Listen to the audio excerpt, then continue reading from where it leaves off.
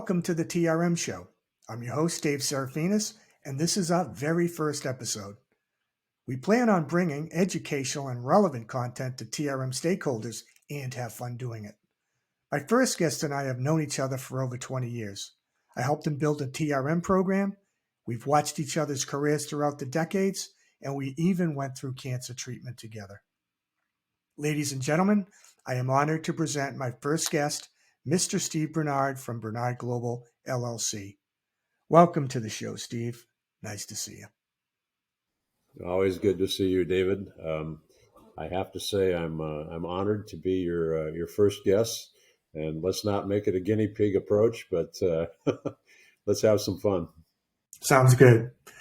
So, Steve, let's walk down memory lane. How did we actually meet? I was hired at Sony Pictures after 9/11, and I realized that we were in need, because we were operating in 50 countries and a lot of travel. We were in need of a program that would support our travelers worldwide.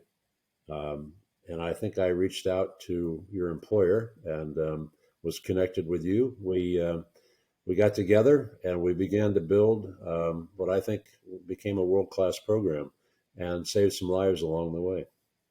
Yeah, that was very interesting for me because I learned a lot along the way too. If I recall, you had a very, very small, tiny program managed out of New York City. And when you came in, you started asking a lot of questions. What's this? What's that? Why aren't we doing this? I came over to your office and we started brainstorming, and we built that thing into, I believe, a thing of beauty. Now, in your new venture, having a cause and effect relationship, you may very well have saved the company you worked for. Could you tell us what happened on that fateful day? You're talking about the visit from a nation state? There you go. That's the one. Yeah. Well, people tell me I should write it all down or write a book. I don't need to. It's right here. I'll never forget it. It was November 24th, 2014, when we realized that we had what kind of paralleled today a ransomware attack. The difference is that when you connected online with whatever device you used, not mobile devices, but laptops, desktops, you began to see the meltdown of your data in your drive. And once you connected, it really wasn't reversible. So that morning, 7 a.m., we had to find a way to get the word out to about 14,000 people that were impacted, both employees and contractors around the world.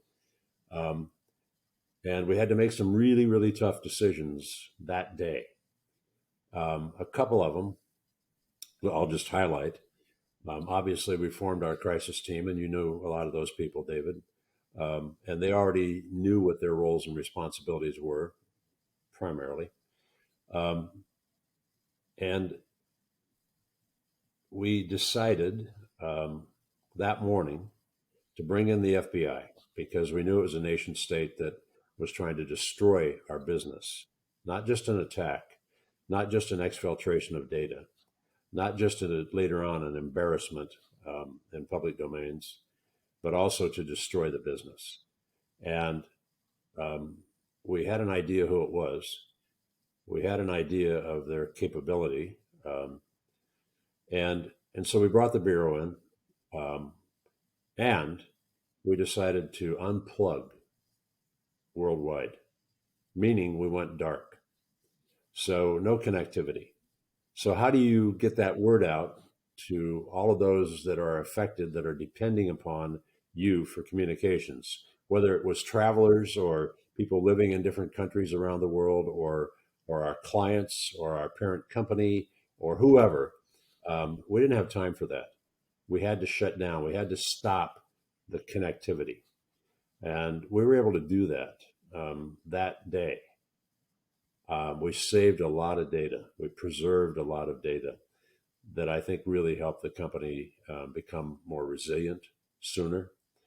Um, the Bureau, I've told this story a lot of times. I know that there's a hesitancy and there's a worry about legal privilege and all of that stuff. You know what? We opened our kimono and said, come on in. And we never looked back. We never regretted it, even to this day. It was a partnership, it was built on trust. We communicated with each other. If it was something that was of a highly confidential nature, then we respected that.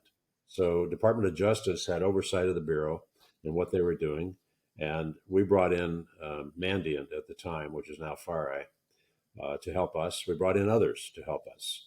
But it was all hands on deck. And it was not um, for the faint at heart. So that's kind of day one. And there, as you might imagine, there were lots of debates and conversations that went on day one as to just what the best approach would be. In the end, when I look back, I think that what we did that day probably made the difference in whether or not the company would even exist today.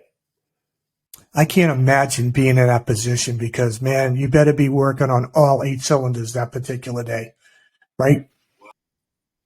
Well, actually, for months after that. So, in other words, when you unplug, life's got to go on. And I think what a lot of people don't think about is you have the crisis to deal with. You need to put together a capable team to respond to the crisis and help recover, right? But at the same time, you have a business to run. So business continuity is equally critical as it is responding to the crisis. And we had to do both. So we had to have the core team that knew their jobs. We had to have the leadership available when we needed them, but we didn't have to have them in the room every moment. And so that's what we did, which gave them the ability to run the business and recover. Um, and that wasn't easy. You lose trust with you got to remember too, all those people that I mentioned around the world, every one of them is a victim. Every one of them is concerned about who did this and why, and am I next? What about? Because I mean, we had employees whose personal emails have been compromised, and they were receiving emails from the Guardians of Peace, who is the moniker of Lazarus Group or our friends in the North. Um, and so we had to deal with all of that.